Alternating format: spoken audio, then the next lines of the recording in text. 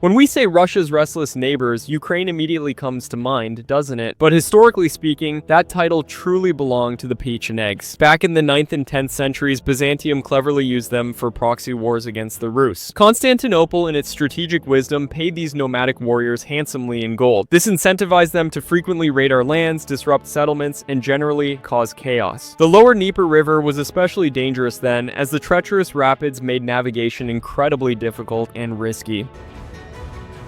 The Byzantines, always looking for an edge, exploited this weakness. They would often bribe or negotiate with the Pechenegs, paying them handsomely to specifically target Russian troops or merchants. These attacks would occur at the most vulnerable points along the trade route, for example, the route from the Varangians to the Greeks. This celebrated warrior and brilliant commander famously crushed the Khazar Khaganate, successfully conquered Bulgaria, and posed a serious threat to the Byzantine state. One intriguing theory suggests that the Byzantines cleverly used the Pechenegs to eliminate the dangerous prince. Indeed, the Pechenegs ambushed and killed him returning from the Danube campaign. They fashioned a cup from his skull, a grim trophy of their victory.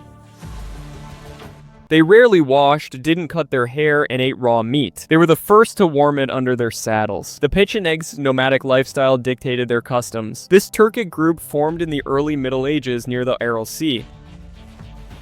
So, around the 8th and 9th centuries, the Pechenegs started to coalesce and form as a distinct group near the Aral Sea basin. From there, they began a significant migration, moving northwest towards the regions of the Upper Caspian Sea, the Volga River, the Don River, and the Dnieper River. Eventually, they continued their westward expansion until they reached the Danube River. To cross rivers, the Pechenegs ingeniously used special leather sacks. They'd fill these sacks with all their essential supplies, valuable loot, and important gear. After carefully loading everything, they tightly sealed the sacks to keep the water out, ensuring their belongings stayed dry. Over time, the Pechenegs gradually gained control over a vast territory. This territory stretched between Kievan Rus, Hungary, Danube, Bulgaria, Alania, modern Mordovia, and even as far as western Kazakhstan. To defend against Pecheneg nomads, Prince Vladimir built extensive fortifications now known as the Serpent's Wall. These defensive lines were a crucial barrier against invasions, protecting the realm from outside threats. Despite frequent raids, the Pechenegs never achieved major victories against Rus. They fought against the Pechenegs, and they fought against the Pechenegs. They failed to capture Kiev or any major city. There's no evidence Rus has paid them tribute. In fact, the opposite occurred. In 1036, they besieged Kiev again, but Yaroslav the Wise arrived with his army and utterly defeated them, ending their threat. Meanwhile, the Pechenegs, with their vast territory, were displaced by another nomadic people, the Polovtsi. Fleeing them, the remnants of the Pecheneg hordes retreated to the Balkans and attacked their recent allies, Byzantium. In 1091, the Byzantines, uniting with the Polovtsi, finally defeated the Pechenegs, sparing not even women and children. So, essentially, the Pechenegs were pushed out and replaced in the steppes by the Polovtsi, and this lasted for many centuries.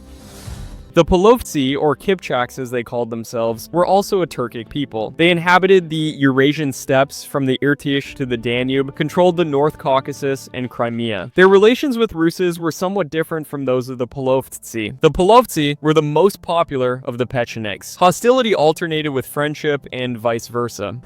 This encompassed trade, warfare, and even strategic marriage alliances to solidify political bonds. And in contrast to the Pechenegs, the Polovtsi were a people with whom Kievan Rus forged marital connections, integrating them into their dynastic network. However, it's important to note that these marital relations weren't entirely equal. Russian princes commonly married Polovtsian princesses, strengthening ties, but Russian princesses were generally not sent to marry into Polovtsian families, reflecting a power dynamic.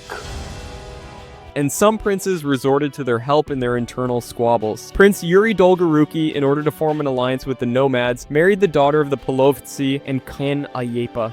Indeed, Yuri Dolgoruki battled for Kiev on 3 separate occasions, even bringing in Polovtsi allies to bolster his armies. Ultimately, he managed to seize control and establish his reign, but unfortunately, he also met his end there, marking a significant chapter in Kiev's history.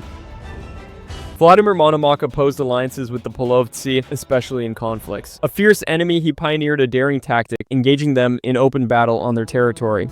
Indeed, Vladimir Monomakh launched numerous campaigns against the Polovtsi, pushing them far to the east beyond the Don River. Sometime after that, he decided to send his son, Yaropolk, on a mission to check on them and see what had become of the Polovtsi. So, Yaropolk journeyed east, going well past the Don, but surprisingly, he couldn't find any trace of the Polovtsi. Having been driven towards the Caucasus region, the Polovtsi then served under the Georgian king, David the Builder, offering their military skills. However, after Monomakh's death, they once again became heavily involved in the princely feuds and conflicts. Following these, a relatively peaceful period began. The Polovtsi, who were the first to arrive in Kiev, began, and some Polovtsi and Khans even converted to Christianity. Essentially, we strongly believe that, by and large, if the Mongol invasion hadn't happened in the 13th century, the Polovtsi would have been much further integrated into ancient Russian society. It felt inevitable, really. And looking back, we can clearly see that trend developing over time. After the Mongols' western campaign, the Polovtsi ceased to exist as an independent political force, becoming the basis of the Turkic population of the Golden Horde. Today, only stone statues, the so-called Polovtsi and Babas, remind us of this people need. Indeed, these statues were strategically placed at crossroads and in other prominent locations. People worshipped them in a way that was consistent with the worship of ancestral spirits, and sacrifices were commonly offered to them. In most instances, they would slaughter rams as offerings. The Kipchak language didn't vanish without a trace. Over time, it evolved and became the foundation for languages like Kazakh, Kyrgyz, Nogai, Tatar, Bashkir, and several others.